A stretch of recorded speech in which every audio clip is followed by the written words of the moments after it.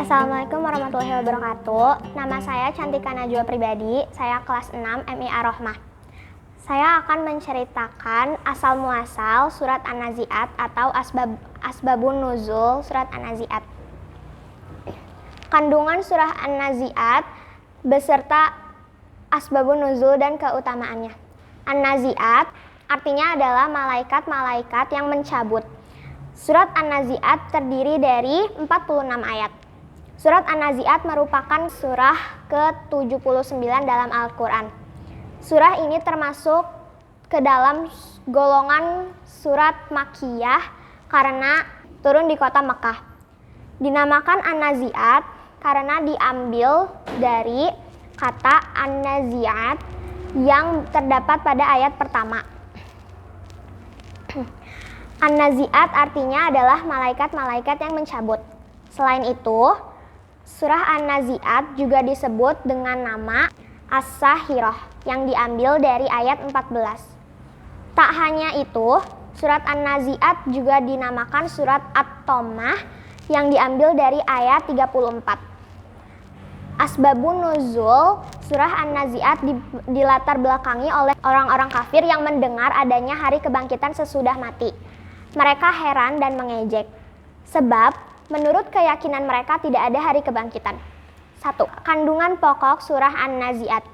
Surah An-Nazi'at mengutarakan sumpah Allah dengan menyebut malaikat yang bermacam-macam tugasnya, bahwa hari kiamat pasti terjadi dan membangkitkan manusia itu adalah mudah bagi Allah, serta mengancam orang-orang musyrik yang mengingkari hari kebangkitan dengan siksaan yang telah dialami Fir'aun dan pengikut-pengikutnya.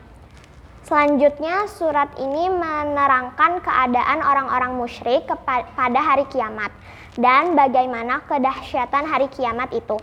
Lebih lengkapnya, berikut adalah kandungan pokok surah An-Nazi'at. Penegasan Allah tentang adanya hari kiamat dan sikap orang-orang musyrik terhadapnya. Manusia dibagi dua golongan di akhirat.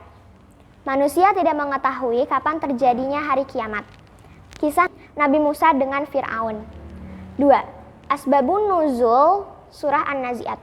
Asbabun nuzul surah An-Nazi'at dilatar belakangi ketika orang-orang kafir usai mendengar adanya hari kebangkitan sesudah mati. Mereka merasa heran dan mengejek karena menurut keyakinan mereka tidak ada hari kebangkitan. Itulah sebabnya mereka bertanya demikian. Diriwayatkan oleh Sa'id bin Mansur yang bersumber dari Muhammad bin Ka'ab bahwa ketika turun firman ala inna la marduduna fil hafirah, apakah sesungguhnya kami benar-benar dikembalikan kepada kehidupan yang semula? Surat An-Nazi'at ayat 10 sebagai keterangan kepada Rasulullah dan terdengar oleh kaum kafir Quraisy. Mereka berkata, kalau kita dihidupkan kembali sesudah mati, tentu kita akan rugi. Maka turunlah ayat berikutnya, An-Nazi'at ayat 12, sebagai keterangan dari Allah kepada Rasulnya tentang ucapan kaum kafir Quraisy itu. Keutamaan membaca surah An-Nazi'at. Sebagian pendapat dari para mufassir dalam ayat-ayat surah An-Nazi'at, kecuali 5 ayat, Allah bersumpah dengan bintang-bintang. Tentu hal ini semakin menegaskan bahwa Allah menekankan bahwa hari kebangkitan itu pasti. Sebagaimana surah-surah lain di dalam Al-Quran, surah An-Nazi'at juga memiliki keutamaan tersendiri. Berdasarkan riwayat yang disebutkan oleh Muhammad bin Abdul Wahid Al-Ghafiqi dalam kitab Lamahatul Anwar wa Nahatul Azhar, setidaknya ada 2 keutamaan dan keistimewaan surah An-Nazi'at. Keutamaan surah An-Nazi'at yang pertama adalah jika seseorang membaca surah An-Nazi'at, maka kelak hisabnya di alam kubur dan hari kiamat mudah dan dilalui hanya dalam waktu sebentar.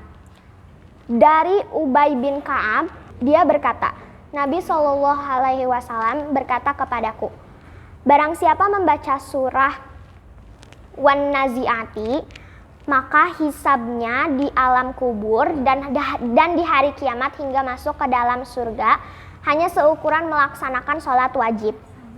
Keutamaan surah An-Nazi'at yang kedua adalah jika seseorang membaca surah An-Nazi'at, maka dia akan masuk surga dalam keadaan bahagia dan tertawa. Ini berdasarkan hadis berikut yang artinya, barang siapa membaca surah Wan-Nazi'at, maka dia akan masuk surga dalam keadaan wajahnya tertawa. Demikian asbabun nuzul surah An-Nazi'at. Mohon maaf jika ada kesalahan. Semoga bermanfaat. Terima kasih. Wassalamualaikum warahmatullahi wabarakatuh.